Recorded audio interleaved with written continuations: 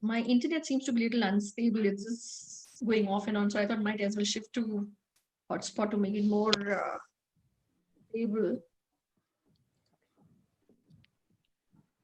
We're able to hear you clearly.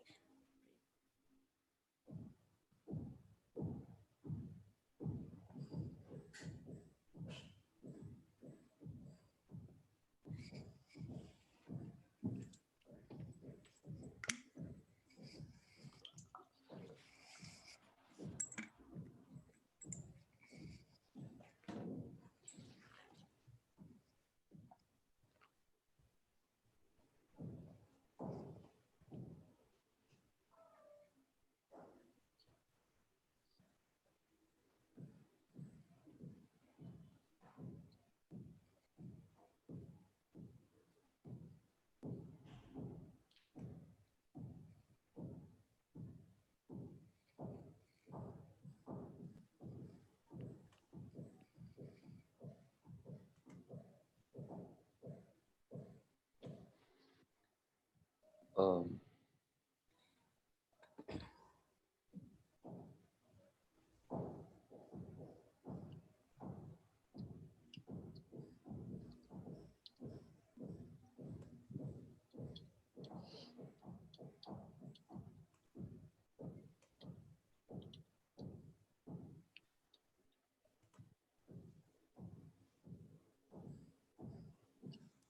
oh, sorry. I think I should have.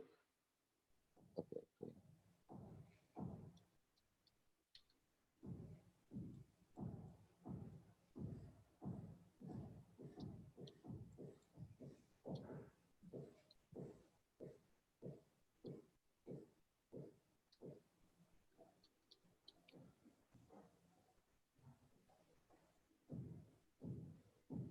Would you know how this works? Will people start hearing us when we? Yeah, I think Priya has to patch us in. Is the time when the participants can actually start hearing. Priya, is that how it works? Yeah, so we are live now. We can start. Okay, great.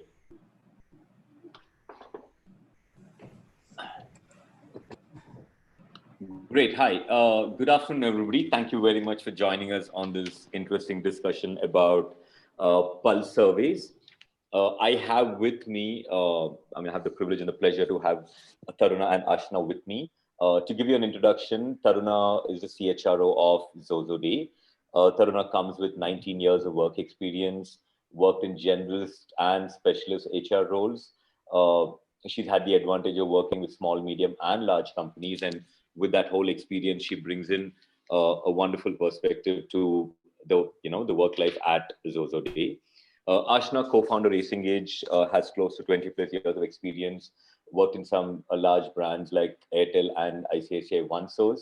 Ashna manages ops at Acengage, and absolute pleasure to have both of you here. My name is Krish. I'm co-founder Acengage, and I'll be kind of having this interesting conversation with these two lovely ladies about pulse surveys. Before we start, do both of you want to give a little bit of a background about your own respective organizations so that the audience can get a sense of why we are doing this conversation in the first place? Great. So Ashna, you want to go first? Yeah, I'll do that. Hi, everybody. Good evening. Thank you for taking the time out. Hope you're doing well. My name is Ashna. I'm the co-founder of Acengage, like Krish said. At Acengage, we work with HR organizations from other organizations across different industries, helping them improve employee engagement and retention. We actually work with them through the entire employee life cycle, helping them improve candidate engagement, improving joining ratios, early engagement, ESAT surveys, pulse surveys through the life cycle, and lastly, doing exit interviews when they leave the organization to understand the root cause of attrition. In a nutshell, we are basically experts at capturing feedback. We have a team of trained behavioral psychologists who actually talk to the employees, candidates, etc., depending on the problem statement, understand what's working well, what's not working well, and then go back to organizations with recommendations on what needs to improve and how it needs to improve. So that's what we do at Acengage. Taruna, over to you.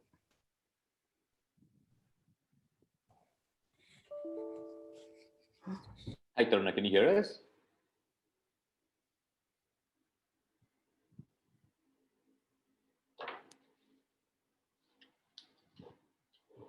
Have we lost signal, Priya? Would you know? Am I the only one here?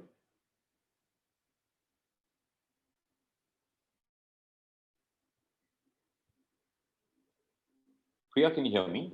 Yes, yes, I can hear you. I can hear you. I think, let me just check with Taruna and. Yeah, I don't see Taruna and Ashna. Okay, meanwhile, for all of you who've joined us, thank you very much once again. At the bottom of your screen, you will see a Q&A option. Please, be kind enough to post all your questions on the Q&A option and not on the chat option. It becomes really easier for us to pick it up from there. So if you look at the bottom of your screen, you will see chat, share screen, recording Q&A. Please use the Q&A to ask any questions that you may have, and I will pick it up from there at a later point in time. Uh, while we wait for Ashna and Taruna to join us, oh great, I have Taruna back with us So again. sorry about that. No problem. I think even Ashna dropped out coincidentally. So Taruna, you may want to just give 2 lines about Zozode, what the wonderful work that Zozode does, and we'll jump into the rest of the. Great. Great. Thanks, Krish. Hi, everybody. Good evening. Very happy to have all of you here. Well, Zozode as an organization is a SaaS organization. We are e-commerce based, and we are primarily working in the domain of employee engagement, motivation, and rewards and recognition. We work with the leaders within different organizations to see how they can increase the engagement quotient within their organization through 3 of our products, which is Impulse, Plum, and Compass. Now, Plum is out and out e-store where you have a lot of options from where you can pick rewards and gifts to your employees. Impulse is very, very comprehensive. You can have complete reward workflows put into it. You can run surveys. You can have chat groups. You can have collaboration groups that you can make. So it's out and out an engagement forum that allows for virtual connect, and that's one of the tools that we literally use. That was literally helpful to us during this lockdown for running surveys, etc., and keeping a good connect with the employees.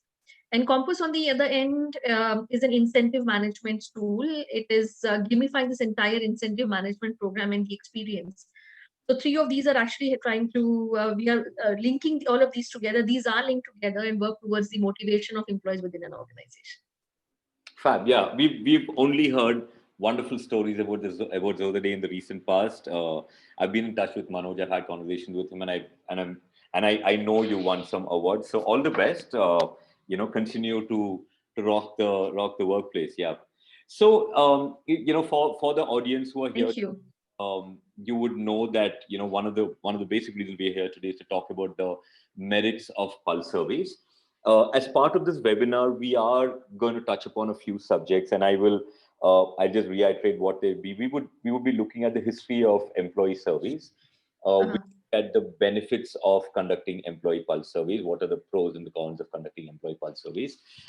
We've reached out to people to kind of get a list of frequently asked questions. So we will walk you through some of the questions that our audience has asked us prior to the webinar. We will look at and we will look at questions that you may have that will help you decide which software to use. So which software to use could be one of the questions that some of you have. So we're going to cover that. Lastly, and very importantly, we will look at what feedback so typically what organizations struggle with today is once I have a lot of feedback, what do I do with this feedback, and how do I translate this feedback into action? So that's something else that we're going to be looking at. So let's start. Like I said, I'm just repeating, please post your questions on the Q&A section. It would be easier for us to pick it up from there, and I'm looking forward to as many as you can have. I'm not sure where Ashna is at this point, so we'll just have to wait for her to join. Priya, would you have Ashna's number? Do you want to just get in touch with her in the meantime? Let me just. I have sent her mail, but I don't have her number. Okay, so that. Okay, I've just sent you her number. You can probably connect with her meantime. Okay. Okay, great. So from the history of employee surveys, Taruna, I was doing some reading yesterday, and I was a little baffled because they apparently surveys have been in place since 1920, and I was actually very surprised because I thought like surveys were very recent. And then I was reading about how I think somewhere between the 1930 to the 1950, it became a huge thing, and most manufacturing companies across the developed nations at that point started doing, started doing surveys and doing all of that. So, I mean, that was interesting. So I never realized actually that surveys go back that long. What's your perspective on the history of surveys? How do you think it all started? And, would you have any interesting stories about this? Okay, so till the time we had our own means of earning a livelihood and we were not coming together as communities, it was much easier for us to do basis to understand that this is how you need to treat, this is how you need to behave. It's only, as you said, 1920s, because that's the time when, whether it was a war situation, whether it was, the communities coming together to do some sort of a business, this whole concept of coexisting towards one single goal of earning some number or revenue for the organization, started happening. And even if it was a warlike situation, for example, even in, and adding to what you were saying, even in the World War situations we had, it was important to understand what your team is thinking, because if you do not understand what your team is thinking, it would have been very difficult for you to understand from where to start and how do you motivate them, right? Right. And that time it was not known as an employee survey, it was known as employee attitude survey, just to, not the morale word was not used or the motivation was not used, but it was written as an attitude to understand whether I am inclined, not inclined, whether I am aligned with the objective, not aligned with the objective, or how much of effort somebody will have to put in to ensure that I am focused and aligned with the objective. It was not how, as what we are today. We understand that the whole objective of an employee is that we are aligning our responsibilities and work towards the organization.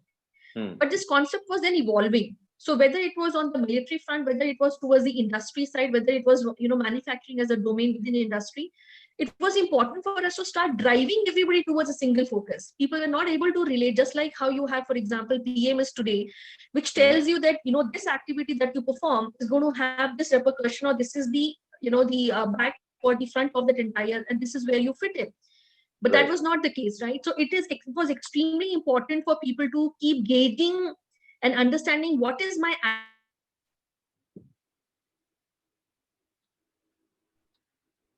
Okay, I don't know if I've lost Taruna. Can you hear her, Ashna? Can you hear Taruna? No, I can't. Cool. So while Taruna comes back, Ashna, what's your view on the whole history of, Taruna and I were talking about, how it actually came into being in the 1920s, and she made an interesting point about how surveys actually were called. They were not feedback surveys; they were attitude surveys. And somewhere I'd like to believe that maybe it should have continued as attitude surveys. We would have got a lot more information that way, you're saying. Yeah. More important at this stage. And I was reading about how the United States federal agencies had actually made it compulsory to conduct surveys. And I'm like, man, that is so cool. They should have, all the government agencies in India should do it. Like I was watching IPL yesterday and I was saying that, there could be so much to be learned from feedback from, what each of these people are experiencing. So yeah, so just going back to the history of survey, Rashna, what are your views on this?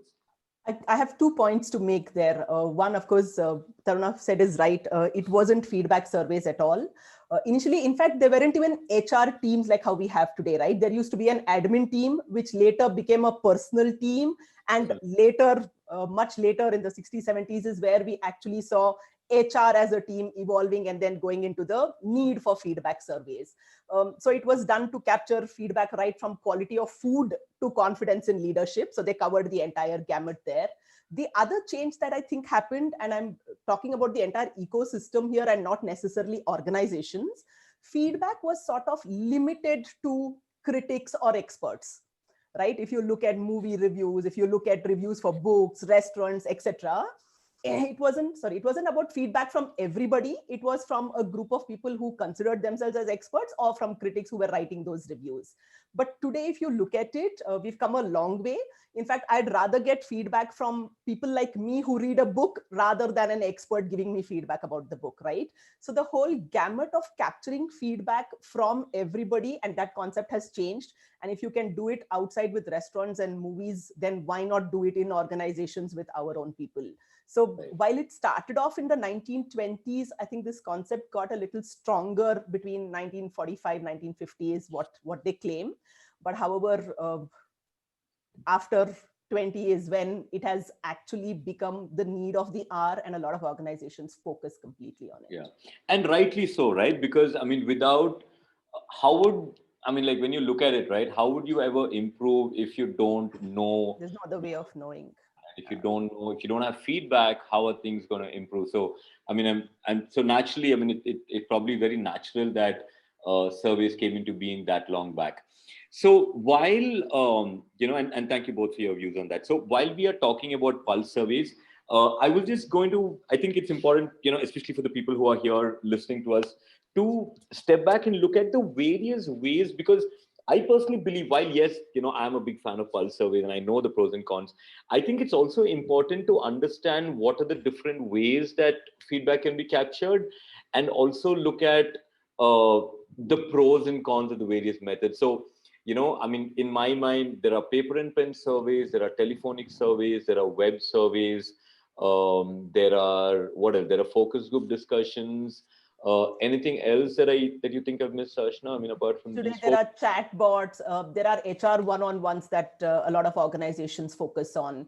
So Right. various data collection mechanisms, but there are some structured ways of doing it, and those are surveys. Right. So let's start with paper and pen surveys, right? So what's your take? I mean, what are the pros and cons of paper and pen surveys? Who should take? So because see, I also believe that while yes, there's a lot of noise from paper and pens about pulse surveys, it's probably not best suited for everybody, right? Because there are different industries, there are different dynamics, there are different setups, and different organizations are grappling with different issues. So when you look at the different methods, I'd like to believe that everything has an audience. To that extent, let's start with paper and pen surveys. Pros, cons. Cumbersome, right? Especially if you're a large organization, multiple geographies, locations, etc., might prove cumbersome. But the advantage is that everybody has access to it, right? You don't have to worry about do they have internet access, can they do this on their phone, etc. So none of those exist. Right. It can be taken by anybody and everybody, as long as you have access to a paper and a pen and the questionnaire is available. But Right. yeah, having said that, in today's multi-location, multi-geography presence, paper and pen definitely is a very cumbersome activity. So, but there are people still using it, right? So, Taruna, just to give you a background, we are discussing the different ways that pulse surveys can be. While all of us are big fans of pulse surveys, I was looking at when Ashna and I were talking about what are the different methods of capturing feedback, right? And I'd like to believe that some of them exist because of different reasons. While because of the internal dynamics, and we were talking about paper and pen surveys, and I know there are a lot of factories who still do paper and pen surveys, right?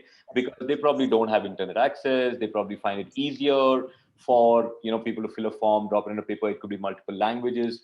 While it's cumbersome, it's probably useful in a factory kind of a setup. Telephonic surveys, Ashna, what's the pros and cons of telephonic surveys? The advantage of telephonic surveys is the ability to sort of deep dive into any particular issue that you want. And the biggest advantage is that you can read a little more into the person's body language, although you're not seeing them, right? Voice, the pause, etc. So there's a little more understanding that you can get from a person doing an interview. And of course, the deep dives, which a web survey may or may not give you to the extent that you want. What would the disadvantages of a so do you think that people today are a lot more comfortable, and Taruna, you could probably answer that question. Do you think today people are a lot more comfortable participating in web surveys versus telephonic surveys, because somewhere does web feel slightly more I don't know, anonymous compared to telephonic? So do you think the participation rates are better in web survey than telephonic? What's your view? Yeah, I think it would be, and primarily also because people have that flexibility of time, and that this you can sit and think about it. You can go through your data to see how you want to respond. You can recollect your views and then go back and write, as against being on the call. And plus, we also need to remember that it may one of the other things that we also have to look at when it comes to sources through which you can conduct survey. One is availability. Second is the demographics that you're dealing with. Third can also be the choice which has worked for you and you do not want to change it to interrupt the thought pattern of your employees. Right. Fourth would be what gives more confidence to an individual. And of course, in some of the cases where because of a lot of us are actually working in a domain which is a client work environment, right? You may not have access is permitted within a certain area. You may not be allowed to have those free tools or other tools external to the organization to be bought into those kind of workplaces. Right. So you may need to opt for the other sources.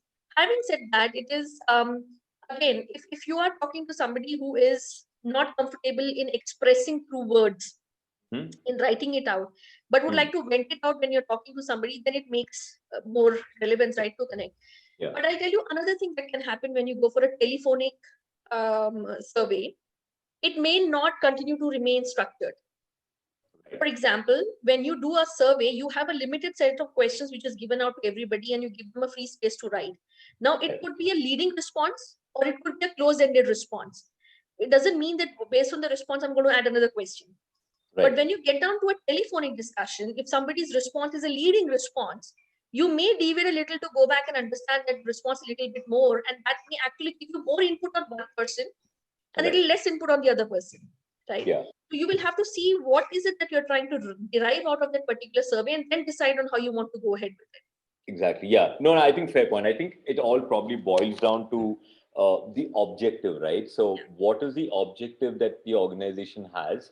At what level of granularity that they want that particular information, and therefore, which is the right method to choose. So, while and I guess that's why different methods exist. So, web surveys. So, so we were discussing the different kinds of surveys, right? So, we covered paper and pen, we covered telephonic, web surveys, pros and cons of web surveys. Ashna, you want to go for it? Right, can be done with large organizations, multi-location, multi-geography, presence. And like she said, it's a standard set of questions that is being administered to everybody. The need for calibration, etc., that is the need of a telephonic survey does not exist as part of a web survey.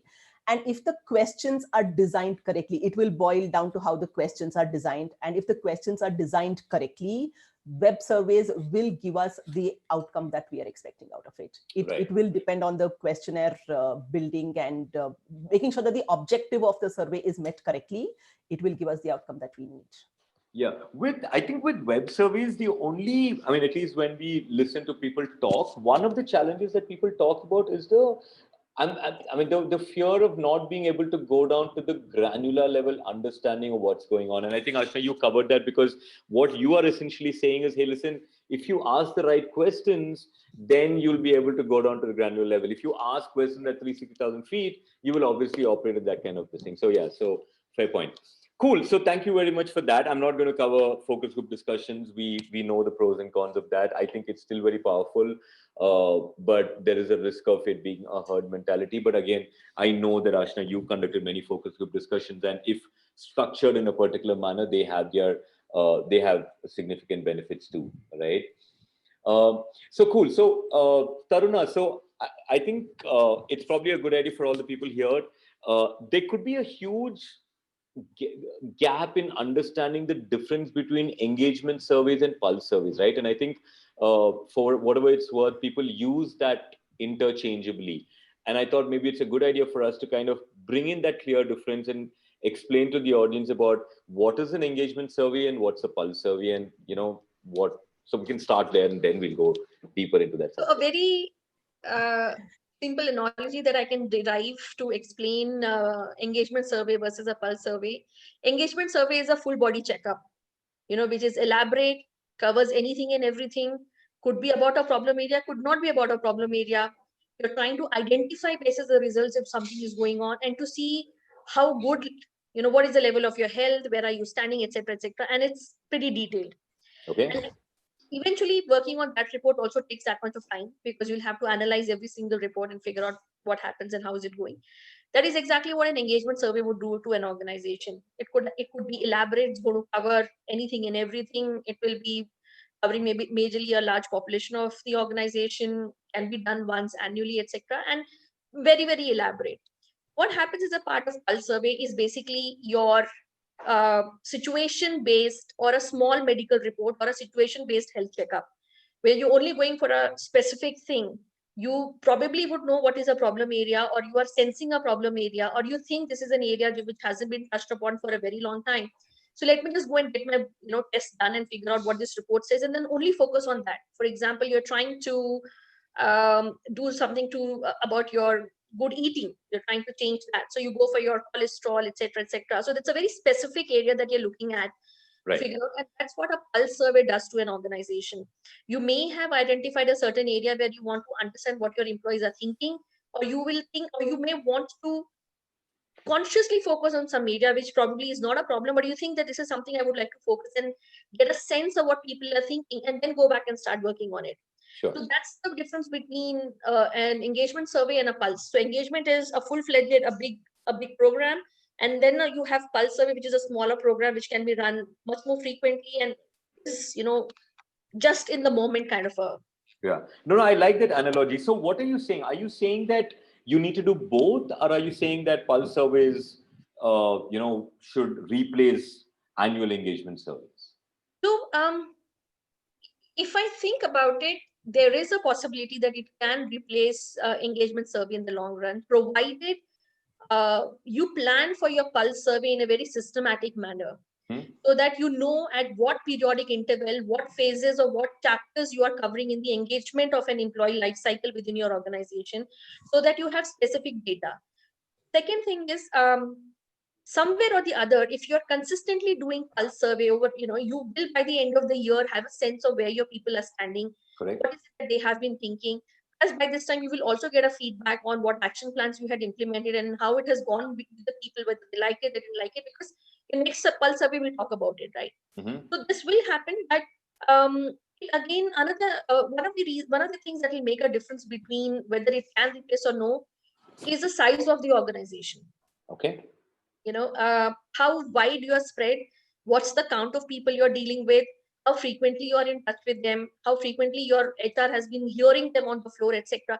These are some of the things which will make you decide whether these can replace or it cannot replace. But to think about it, if it's systematically planned, eventually you surely can see yourself getting away from a one annual big survey where people Right. will take some time to plan for it.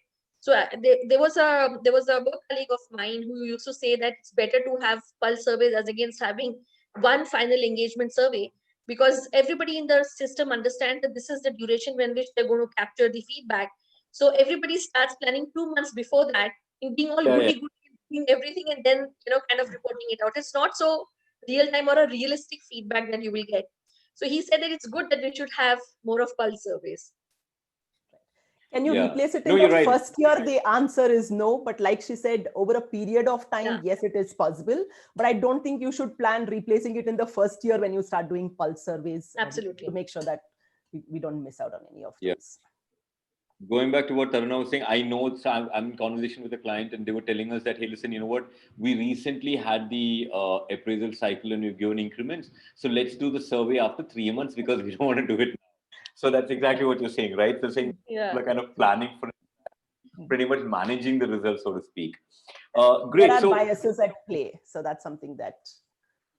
Definitely biases at play, right? So let's talk about questionnaires, right? So how important are questionnaires? Because I think with pulse surveys, one of the challenges that comes to my mind, right? And I'm going to talk challenges and you can probably talk about the advantages. So one of the challenges that comes to my mind is that, hey, listen, you're going to be asking the same question. Is it the same question every time? Does the questionnaire have to be repeated when we do pulse? Do we have the luxury of changing the questions, as we go? Ashna, you want to go for it? I'll answer that. Yeah.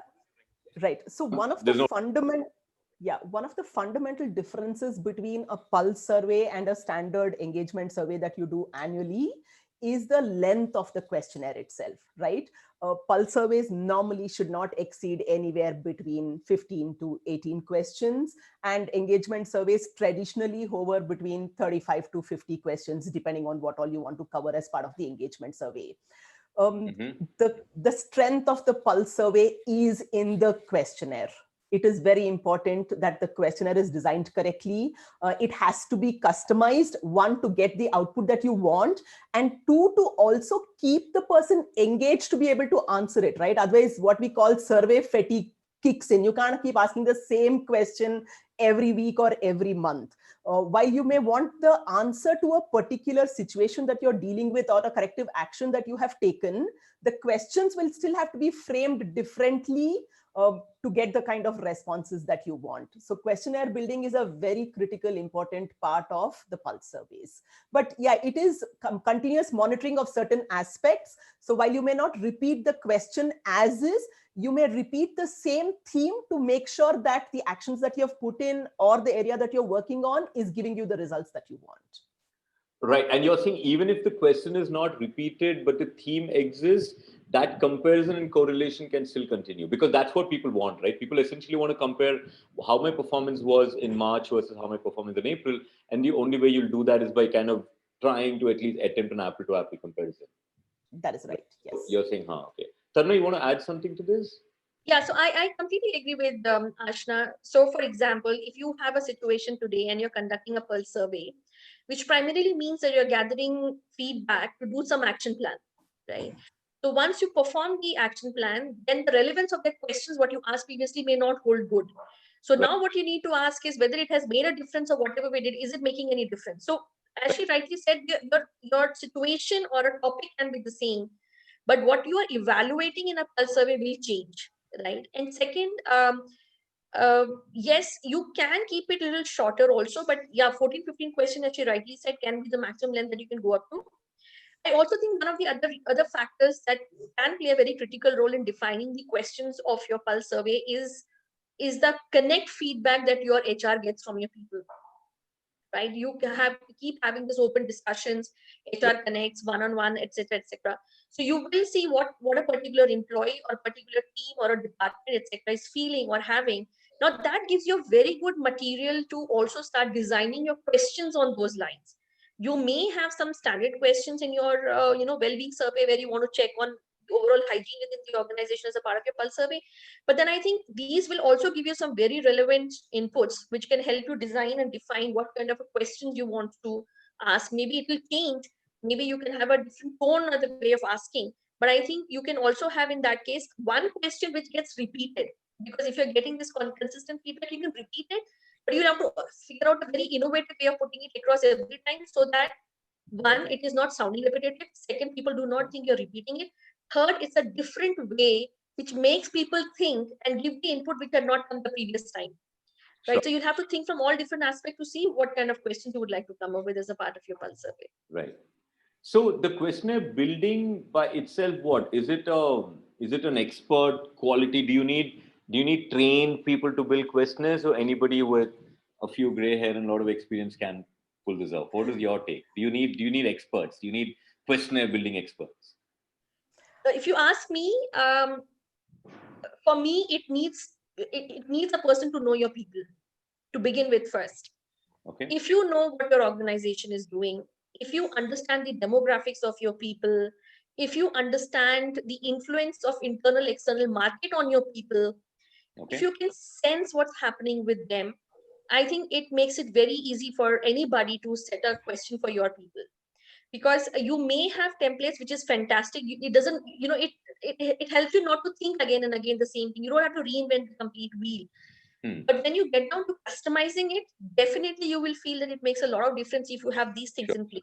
So I think I wouldn't negate the importance and benefit of somebody who is a subject matter expert in building engagement surveys or impulse surveys. But I also feel when you club it with the knowledge and information that you have about your people in the organization, I think that's a good mix to have.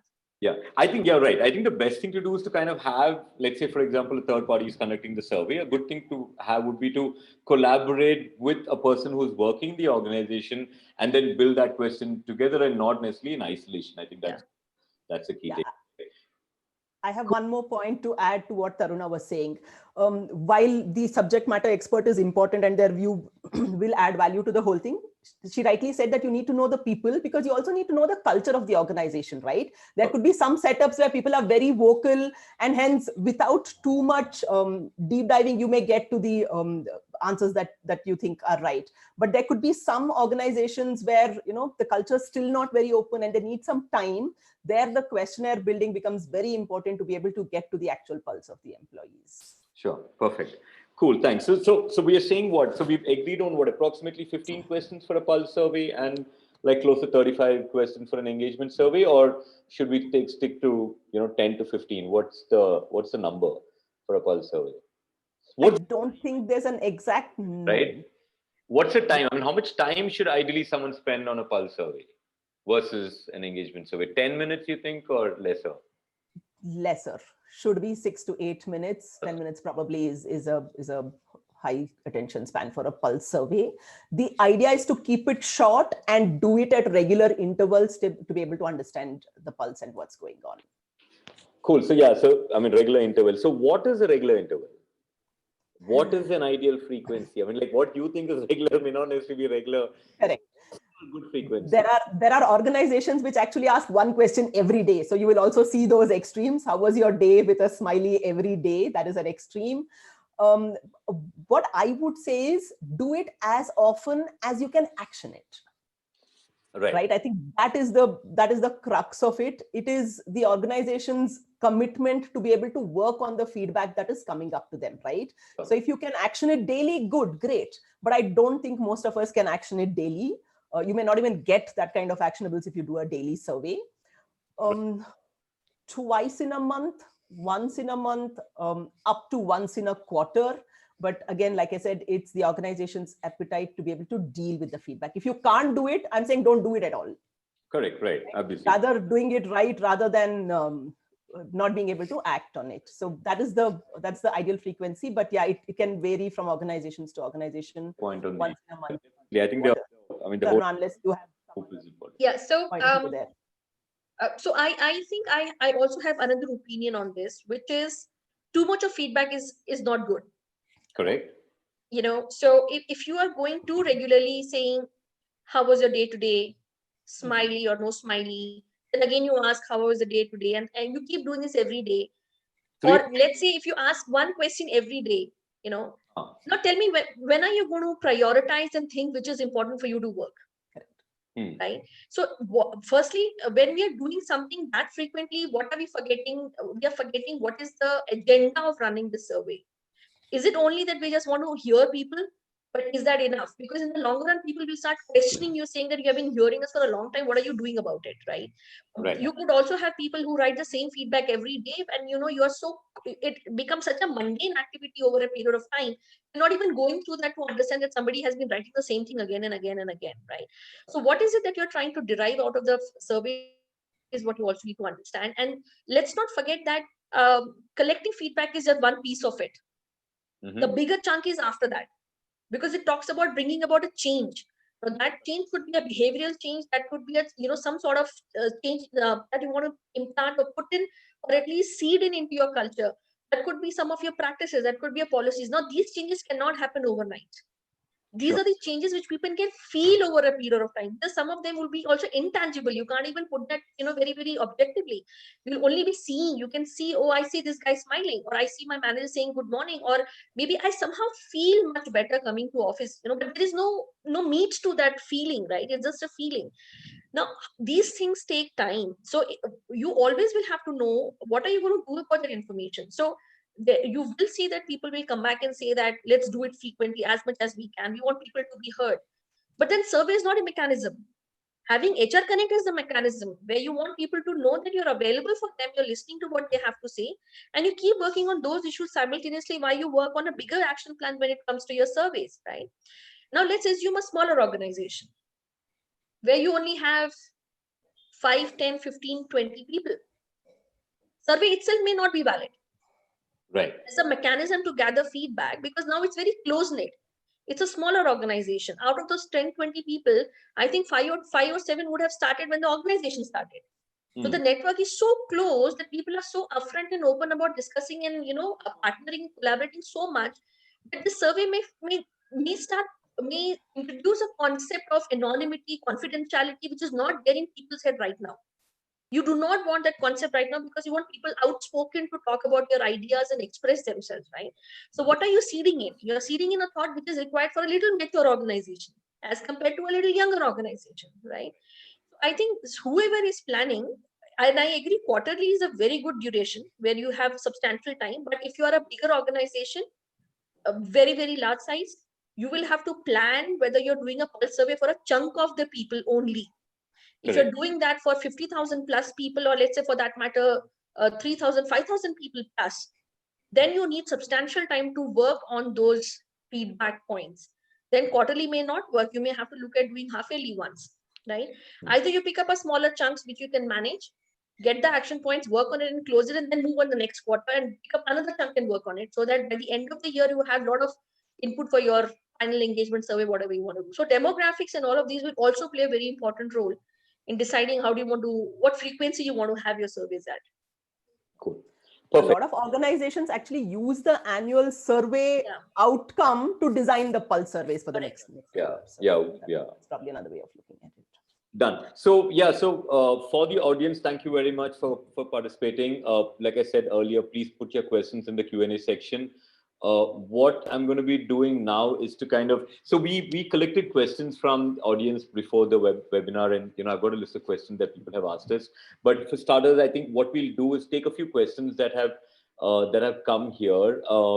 One of the participants has asked, what's an ideal mix for the type of question as far as multiple choice, one-liners, giving scores, ratings, or lengthy ones?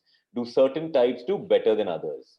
What's the ideal mix of a questionnaire? Like, what should it be? Should it be multiple choice, one-liners, ratings, lengthy ones, open-end questions? What's an ideal mix in your opinion? Ashna? Yeah, in a pulse survey, I would refrain from one-liners or lengthy answers. This should be pointed questions, either multiple choice or can give you a score or a rating. Right. And since we're going to monitor this on a continuous basis, it's important that we have the same calibrated score or rating that we can also compare with. I would leave out the open-ended one-liners or lengthy answers for a pulse survey. Okay, great. Yeah, thank you very much for that, Ashna. Okay, Tarna, the next one. This is an interesting one. So what are the questions that we should not ask as part of a pulse survey? So this is interesting, especially because, it reminded me of a conversation that I had yesterday. And I think this client was saying, hey, listen, let's not ask any questions about salary, right? Because I know what happened. I know what's going to come on. Let's not ask. And then I was saying, but obviously, I mean, they probably have their reasons, but it is debatable, right? What should be asked? So what's your opinion on what should be asked and what should not be asked in a pulse survey? So pulse surveys, as we have been talking about, is based on a situation. Mm-hmm. Okay. If situation is appraisals, then you have to ask about appraisals, the salary expectations, etc. You have to ask.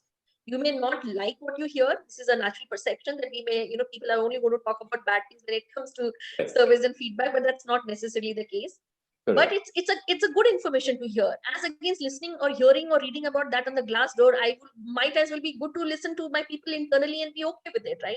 I'll not be taken by surprise when I see somebody saying something nasty about my organization outside. That's the reason you have external forums, right? So why should I not be okay about hearing it? I should be absolutely okay about hearing it. But again, what drives your pulse survey? What pulse are you trying to check? Now let's go back to the same analogy that I was giving. What are you trying to set right in your health? Is it your blood pressure which is causing you trouble? Is it your cholesterol? Is it your joint pains? What are you trying to do? And basis that, you go back and see whom you have to meet, what you have to do, what kind of treatment you have to take up, right? So what are you sensing right now in your organization? If you have just finished appraisals, please please talk about it. You may not get the right feedback, but that's okay. It helps you to understand that. If you have finished some major event, or if it's, for example, when we started the lockdown, etc., why not ask people about their work from home experience? Why not understand what they're going through? Why not talk about their anxiety and stress levels? Why would you want to wait for people to succumb to stress and then bring in a counselor to help them? Right. So pulse survey has to be situation based. It could be a very pleasant experience. For example, you achieve something great and then you talk about a question saying, do you take pride in your organization? And you'll get all yes. Correct. Fantastic. But if something has not gone well, let's talk about it. Right? So my answer is, irrespective of the subject, what is the crux, what is the issue or the concern or a point that you're trying to deal at that time should be the basis on which you form your questionnaire. So okay. So essentially, okay. Ashna, anything else you want to add? No, I think she's covered it. It has to be relevant to the time that you are in, right? Now, if the situation around is COVID and work from home, then you stick to questions around that because that's what you want to help people with. So the relevance to the current scenario is important when you're designing. For the one who asked that question is that I mean, I think the panel would like to believe that we should not shy away from asking questions just because you're expecting a bad answer. You'd rather, and I think like Taruna mentioned, you'd rather ask, let them say it, let them vent it out in a forum that is at least within the organization than going out and expressing it to the larger world. So I think that's the answer. But thank you very much for that question. Okay, response rate. What's an ideal response rate? Ashna. Okay, so when you do I'm a large organization. I have 3,500 employees. I run a survey. What's a good response rate? Ideal would be anywhere between 75 to 90%. Right? 75 to 90% is good enough for you to draw out conclusions, draw out action plans, etc. Having said that, it also depends on the size of the organization in a number of cases. But it is also the questionnaire, how engaging are the questions, and most importantly, it is what actions have been taken. Right? If you take the right kind of actions and if employees have faith in that whole survey mechanism, you may get participation as high as 100% because they know that the feedback is being valued and it's important that I give my feedback. So, whatever necessary actions can be taken is done. But right. If you're having very poor participation rates, it's a reflection of multiple things in the organization. It could be the ability of open communication, etc. Am I not confident enough of giving responses or feedback, right up to are they taking necessary actions based on what I'm telling you. But you're saying 70% to 85% is something that we should easily be. Taruna, we do a whole lot of surveys and that's what we see. Correct. Yeah, I agree completely with Ashna. And I also believe that one of the reasons why we normally tend to spread it out over a period of time is to ensure that the participation doesn't go down. Because she spoke something about a survey fatigue that eventually happens, if it is too frequent. And second thing would be that people, for example, if you're just trying to run it just because that's how your program talks about while you have not worked, you may have 80-90% people contributing also to the feedback, but you will end up getting not very concrete, solid results because most of them will go to neutral. Right. Neither this way or not that way. Correct, yeah. Which is all the more bad because I do not know whether they're going to be on the good side or on the bad side. And being from the HR, I presume that they want to be bad side. They didn't want to say that, so they just went ahead and try to be neutral. So to avoid that situation, I think it's also important that talking about it, making the context very clear. So whenever I roll out the surveys within the organization, I actually write a note letting people understand why is this been done? What are we trying to capture? And what is the expectation from them? I also candidly tell them that whether this is anonymous or we are capturing your names, etc., demographics and all, so that people are sure of what it is. If I see that the response rate is good in the first 2-3 go, good enough. If I do not get a good response, I actually go back and write again saying that do not worry, we're going to maintain confidentiality. It will only be with me. It will not go back to da-da-da-da. So what happens is I'm trying to build that confidence, but I don't. I try to give maximum push till at least I have 85% response coming to me. Below than that, it's not going to give you anything. 75% if you have response rate. In that, if maximum people turn out to be neutral, it's a wasted exercise. Sure. Cool. What is the ideal sample size? For a pulse survey, smaller organization, everybody. Big, huge, large organization. What's the definition of a smaller organization? What kind of headcount are you looking at? So if you're doing quarterly, anything up to a size of 3,000 is good enough for a quarterly or a half-yearly pulse survey. Okay. Anything starting from 1,500 onwards, you can also look for half-yearly, going up to say 5,000, 7,000 employees. Anything more than that, if you have, then it's much better only doing half-yearly or divided into chunks. You may have different geographies, you may have different business units, you may have different business leaders. So you will have different combinations within which you can run pulse survey. So for example, something I'm running towards a festival time in India may not be relevant to the Western geography where I have remaining of my population, right, in the organization. So you will have to think and plan and make your calendar accordingly that these are the areas that I normally get from X region or Y region or this business unit. Domestic business unit will have different feedback to share versus an international business unit, right? Sure. You'll have to keep these in mind when you design your surveys. And if you do that, then anything between a smaller size, I don't think I think 1,000 odd employees should be good for a quarterly, is what my understanding is. Beyond that, I think it's better to get going half-yearly. What's your say, Ashna? I agree with you. I think it boils down to the objective of the what you want to capture as part of that pulse survey, right? And if it's applicable only to a specific group or a team or a geography, then that's what we should ideally look at. Well, I wonder why people don't want to do 100%. Is it because of, I mean, costing, I understand, but otherwise, I'm just saying just do 100%, right? Why even worry about a sample size? They always do 100%. Okay, so sorry, Ashna, you want to Go go? ahead. No, go ahead. Okay, so let's assume a very practical situation that we are doing a quarterly pulse survey and my employee strength stands somewhere around 50,000 people, 5,000 people, let's assume 5,000 people. And in the beginning of the quarter, let's assume it's the first quarter of 2020-21, which is your April, May, and June. So you launch your survey in the month of April, or you say this is where we are launching and I want everybody to work. And Sure. let's remember the transactional work in the background to get the approvals, to launch it out, and to do the follow-up, getting people to respond. All of that goes on, right?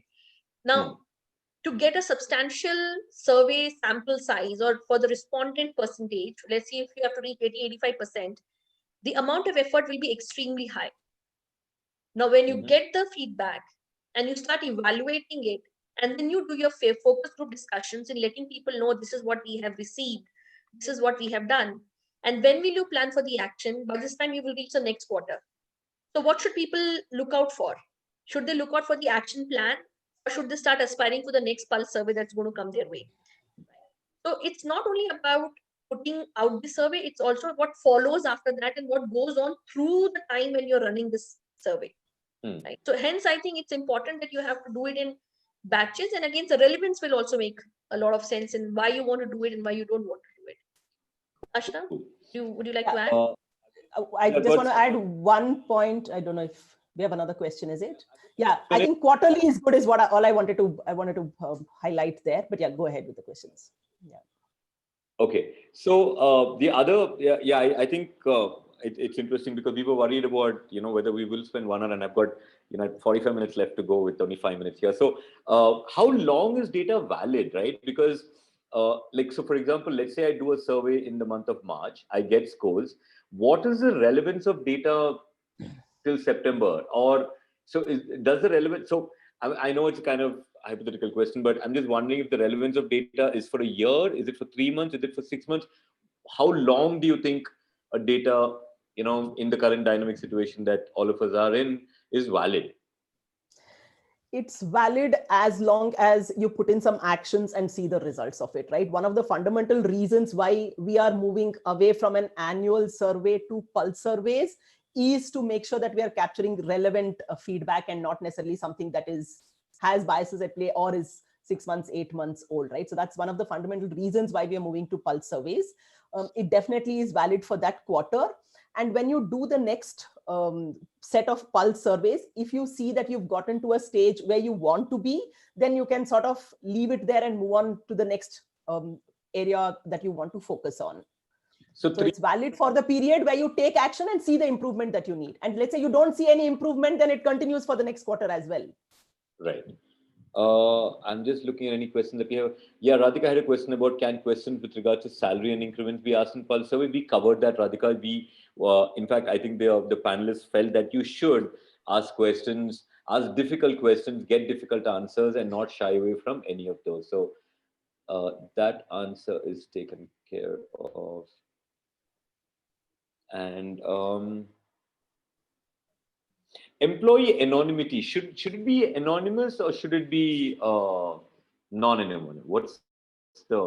Should employee survey be anonymous, or should we create a culture where people are kind of open about their feedback because, hey, listen, this is my company, I joined here, you asked me to join, let me be honest, and I'm not going to be scared of retribution. What's the culture that we should, because I know more and more organizations advocate anonymity, right? We consciously tell the employees, hey, listen, don't worry, it is anonymous, please be open and honest. Isn't that counterproductive? Are we actually encouraging a culture of anonymity versus actually saying, guys, it's not anonymous, but we trust your opinion? And so should it be anonymous or should it be non-anonymous?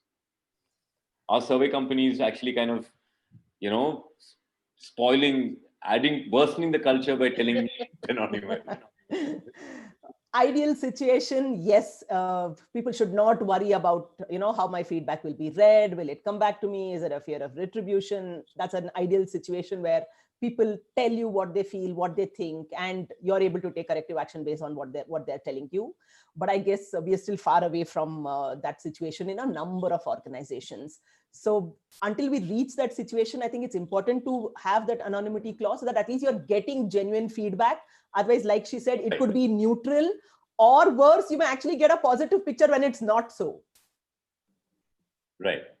Yeah. So I think I too agree that I don't think it should be anonymous. I definitely don't think it should be anonymous in any way, primarily because we all talk about having an open culture, most of us, and I think that's what we have seen being fruitful over a period of time, and hence it has become something which is very important to all the organizations over a period of time, right? That we expect people to be opening up and talking to us about whatever they're facing. Now, remember that if somebody who is absolutely cross with the organization will anyways not participate in your survey, do whatever, they will not part. If I am disconnected with somebody and I see that my feedback anyways has not given any result or anything has happened out of it, I will not even bother giving the feedback. And that's the reason you will see whether people give feedback or the participation rate will actually tell you that. On one side, if you're talking about being anonymous, but then you have external forums where people go and say anything and everything. Correct. Right? Correct. So I don't think we should be anonymous. I think it's absolutely important for us to be cognizant of who's feeling what. Remember that you're not only taking the feedback just because you're completing one exercise and hearing out people. You're going to do something about that action, right? So while your questions are written in a certain way, but the action plan will be done for a segment of population or for the complete organization, not for one individual. Right? And keeping it anonymous will actually make people feel that if people cannot listen to the feedback openly, what's the point of saying it? Absolutely. I think I think what I have seen at least is that, right, anonymity works wonderfully well as long as it's about policy, process, salary, any of that. When it comes to feedback about your immediate manager, for some reason, anonymity doesn't work. We see a clear distinction in the person's responses to many questions, but when it's about the own manager, people don't have the confidence that, hey, listen, it's not going to bite me. And I think that's what organizations should somewhere pay effort. People are today's generation, people are very vocal about their feedback. People are very happy to express that they are unhappy. But specifically about their immediate managers, specifically about their leaders, there seems to be that fear still exists. Yes. And I think that's the challenge. Yes, and put in actions there. You're absolutely right. And I still feel that that's another area where the organizations need to take feedback from the employees. And are they doing a decent job in ensuring that managers or the leaders or the first level managers or second level managers or anybody is actually declaring themselves as the only one who can do anything for you in life? Are we giving so much of or somebody has taken so much of liberty that I'm the one man show? If you do something against me, then which means that outreach there is very less.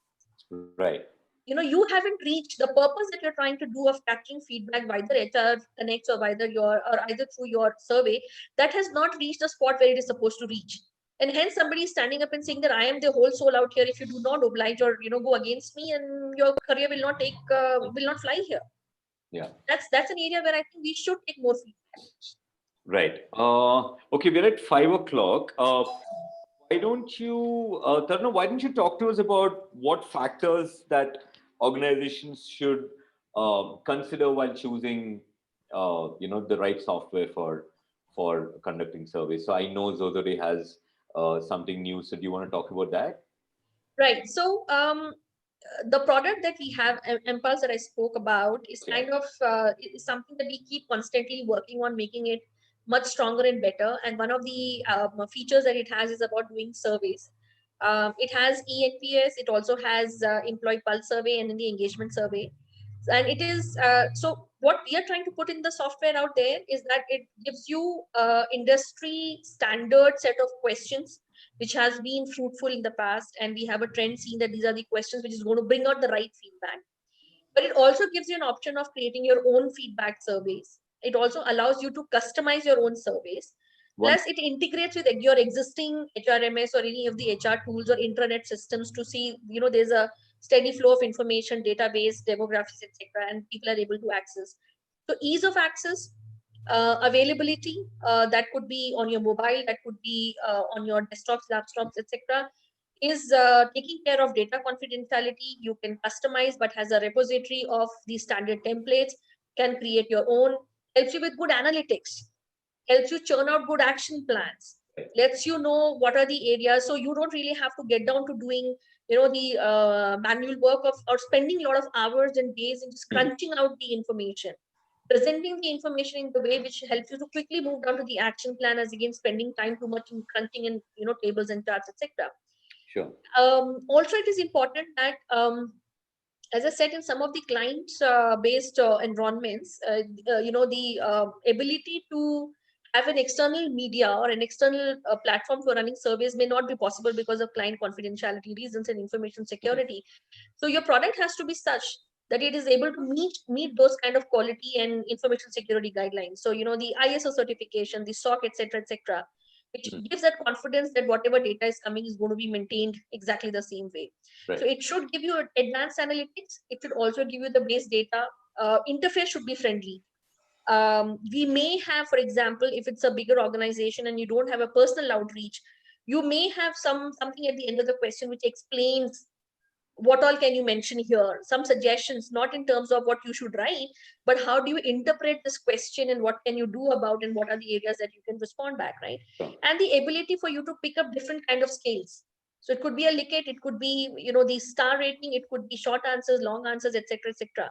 So all of these have to be there when I would look at a software. That's what Impulse is doing for us right now. Wonderful. Ashna, I know you've launched F16 recently. A quick 2 minutes on that. Right. It's a pointed 16 questions questionnaire, and it's supposed to be used as a pulse survey. We recommend that you do it every quarter. It gives you specific questions, employees answer that, and based on the responses that are captured, they're actually categorized into 4 buckets. We identify employees who are detached and who are inspired at the 2 extreme corners of the spectrum. What it does is it allows organizations to put in specific actions. So what we've done is taken away the questionnaire building. This sort of encompasses everything that you need. It has a nice dashboard that gives you all the analytics, etc., that we were talking about, right? It could be your own benchmarks of last quarter, this quarter. It could be team A versus team B. So any amount of internal analytics that you want to do, the dashboard allows the organization to do that, to deep dive into specific areas. Thirdly, it allows you to take specific actions based on which category this employee belongs to. So while it does not go into an individual level marking, so anonymity to that extent is taken care of, it allows you to put specific actions for specific groups of people, and thereby improving engagement and retention, which is anyway the crux of what we do at Ace Engage. Perfect. All the best to both of you for Impulse and F16. Yeah, I hope more companies use what you guys have launched, and hopefully employee engagement will improve. I think we've got I'm going to take another 5 minutes, but I continuously over the past 1 hour heard both of you talking about, while this whole conversation was about surveys, I hear a lot of conversation about actions, right? And there's no denying that. Unfortunately, there's only so much that the survey can do. The survey can identify areas, point you in a particular direction, tell you who's disengaged, tell you, who's detached, all of that, right? But at the end of it, it boils down to the action that organizations take. And so I just wanted to spend 2 minutes on, what do you think organizations should do, and how do you think organizations should use this data to ensure that they're getting the best results? Because at the end of it, if that doesn't happen, this entire exercise goes haywire. Nobody would need F16, nobody would need Impulse if organizations are going to sit on the data and not do anything. So can you control it in the first place as service providers, one? And if you can't control it, then what do you think we should collectively do to ensure that people actually start using the results in a manner that they should be? Okay, so it would be easy for whether it's F16 or Impulse to control that and have a proposal in terms of the action plan. But would it be completely right? Probably no. primarily because we do not know the complete inside story and the history of how everything has been in the organization, and whether this feedback that's received right now is extremely positive or not positive because of a certain specific instance, or what led to this. We wouldn't have that insight with us, right? And that being a Right. very internal information, I don't think organizations would be sharing that with us as well, unless we partner with them as the experts in this domain to complete deep dive diagnosis, postmortem, and everything, and then coming up with an action plan. Then yes, I think it's going to be received very well. But I think what is important, and as the HR, I know that one of the reasons why action plans do not see the light of the day is because we are not number driven. We are sentence driven, right? So while you can look at the feedback and you You mean HR as a community? yeah. So what happens is I will look at the feedback. I'll be able to note down the points, that these are the points that needs to be done. This is how, but I'm probably as HR may not be extremely good in putting timelines to it. I'm not very assertive in saying that it has to be finished by so.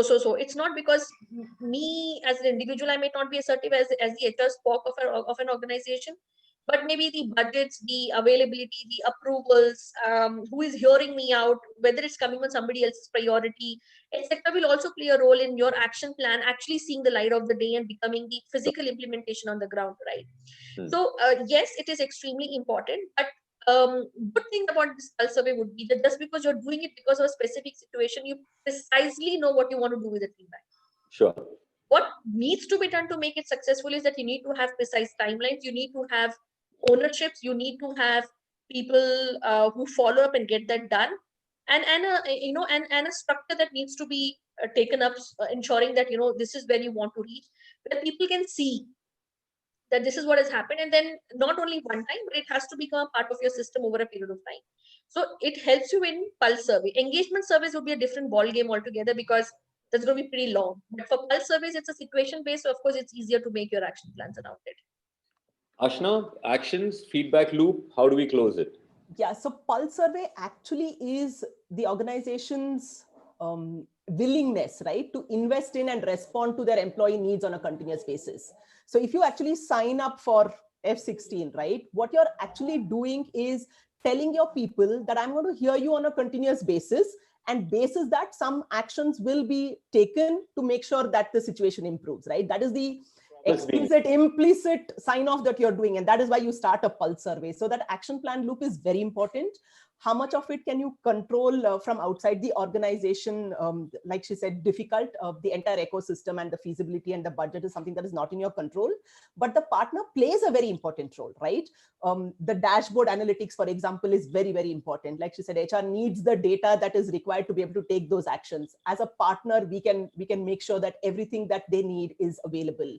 They may also need help to draw out some of the actions basis industry best practices, etc., which again, we are in a better position to do because we've been working with multiple organizations. So there are a number of ways in which we can partner and facilitate that. Having said that, there is an intrinsic commitment to action planning by virtue of rolling out a pulse survey, and that's important too. Yeah, and hopefully I'm of the belief that, hey, listen, if an organization is investing in pulse surveys, then I'm hoping that they also want to kind of take the right kind of actions. And yeah. Right? You're demonstrating your intent of making a change. That's what it's about. And if you don't do that, it's counterproductive again, because if you don't do that, then people are not going to respond to you in the manner that they did initially. And therefore, the whole reason of conducting surveys is going to fall flat. So with that, yeah, thank you very much. Absolutely wonderful talking to both of you lovely ladies. Thank you very much. Our pleasure. Thank you very much for joining, asking us all those questions. I will try and see if I can respond to a couple of questions that are still left over there. But yeah, once again, thank you very much and all the best. Thank you. Thanks for having me here. Thanks, everybody. Thank you. Bye. Thank you. Bye. Bye.